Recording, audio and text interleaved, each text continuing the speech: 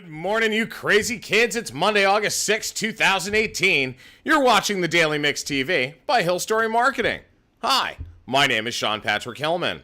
So, it was quite a hot weekend in New York City, and on top of it, unfortunately, I was dealing with poor Kylie, who had food poisoning Saturday afternoon. So, at least we got to spend some time together and just hang out and watch some TV and stay cool in the air conditioning. On to today's news. Apple became America's first publicly traded company to be valued at $1 trillion on Thursday afternoon. Analysts had been waiting for Apple to cross that threshold since it beat Wall Street earnings expectations earlier last week. After taking the helm over from a dying Steve Jobs, CEO Tim Cook oversaw a near quadrupling in value of the company's shares since August of 2011. That's when they were trading at a split-adjusted $54 a share. What Tim Cook has done, especially after someone so iconic and so powerful in terms of his persona and character, like Steve Jobs, is just nothing short of a miracle. I mean, he is a fantastic CEO. Yeah, he's made some bad decisions, haven't we all? But at the end of the day, what Tim Cook has done in terms of achieving that $1 trillion mark is just incredible. Congratulations to all the folks at Cupertino. We're going to dive deeper into what made Apple a trillion-dollar company over the next couple of days.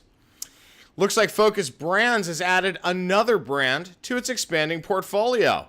The company announced it will acquire Jamba, whose wholly owned subsidiary is Jamba Juice, for $13 per share in cash in a transaction valued at approximately $200 million. The deal is expected to close during the third quarter of the year. Remember, Jamba Juice has about 800 locations worldwide, so Focus Brands unto itself has some incredible, amazing, and iconic trademarks. They've got Carvel, Moe's Southwest Grill, Schlotzsky's, and mall favorites Cinnabon and Auntie Annie's.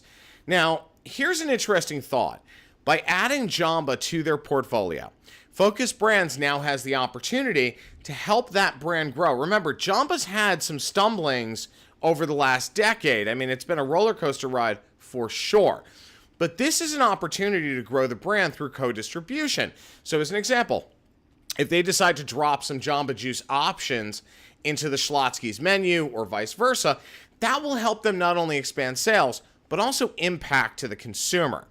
Now, basically in QSR, and we've talked about this before, if you own multiple franchise or business operations and it makes sense from a brand point of view, this can be an incredibly profitable venture. Congratulations to the folks at Focus Brands. Skippy is expanding its offerings with a new product line called Skippy PB FruitBytes. Part of the Hormel portfolio of brands, Skippy has launched the ultimate snack combo of the classic peanut butter and jelly sandwich in bite-sized form. Featuring two flavors, strawberry-flavored dried cranberry and dried grape, the new line comes in 4-ounce resealable pouches that retail from about $3.29 to $3.69. They can be found at select retailers across the country. Now, whenever you can expand your product line in a way that stays true to your brand, then it's likely you're going to have a winner. With Skippy, the obvious had to be in leveraging a time-honored flavor combo like PB&J. Now, I've seen some Whopper line extensions in my career that have made absolutely no sense. But this one is a home run as far as I'm concerned. Of course, that all depends on the flavor profile, taste, and consistency, but having been a Skippy fan most of my life, I have no doubt they got it right. I'm actually going to hunt down a package, try it, and circle back. Lego has launched its first range of sustainable blocks. The Plants from Plants set, which features botanical elements including trees, leaves, and bushes, uses blocks that are 98% polyethylene made from sugarcane.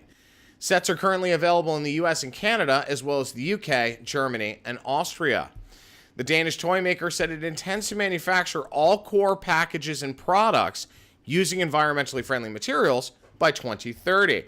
For Lego, who's been abnormally vocal about environmental issues compared to some of their competitors, this is a very smart move. It aligns to the DNA.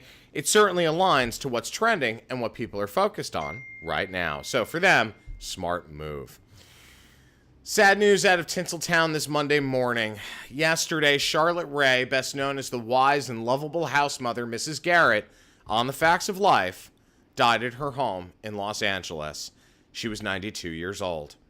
Rae had been battling bone cancer, which she announced back in April of 2017, and this came after her bout with pancreatic cancer, which she survived. Remember, Rae played the kooky but kind housekeeper Edna Garrett on another sitcom before Facts of Life. She became a popular breakout character on Different Strokes, prompting Rae herself to propose the spinoff. That spinoff became The Facts of Life, a sitcom about a girls' boarding school and their, once again, kooky and kind house mother. Rae's Mrs. Garrett helped guide the girls through every episode theme imaginable, from dating to AIDS to substance abuse. Sadly, Rae left the show in 1986 for health reasons, with Cloris Leachman stepping in as her sister. The Facts of Life was then canceled 2 years later. Look, I loved both Different Strokes and Facts of Life as a kid. It's sad that television has become what it is today with so few role models like Mrs. Garrett to look up to. Thank you, Charlotte Rae, for a lifetime of entertainment. You will be missed. Rest in peace. In closing, it's going to be a scorcher in the Northeast, particularly in New York, where the temperatures are going to hit 95 degrees with a real feel well above 100. If you live in this region or city, please check on your elderly neighbors, those with children, and pets. Often we forget, thanks to the convenience of air conditioning, that not everyone can afford it. Like I said, if you have elderly neighbors in particular, please check on them. It only takes a minute, and frankly, you could save a life. Please, remember to do it.